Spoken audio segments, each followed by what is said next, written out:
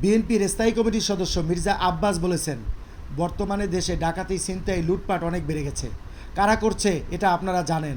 নারায়ণগঞ্জ জেলা বিএনপির জনসভায় যোগ দিয়ে তিনি এসব কথা বলেন।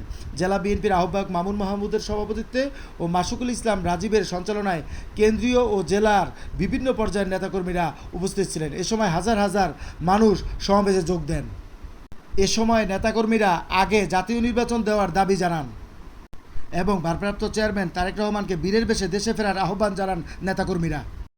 এ সময় হাজার হাজার নেতাকর্মীদের পদচারণায় কানায় কানায় ভরে যায় সমাবেশের স্থল।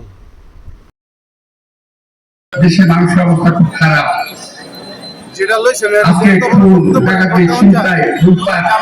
অনেক বেড়ে গেছে। তারা করছে এটা আপনারা জানেন। যারা বলে যে দিনের বেলায় যদি আমরা হাঁটতে না পারি, রাতের বেলায় আমরা কাউকে ঘুমোতে দেব না। কারা বলেছিল এই কথা?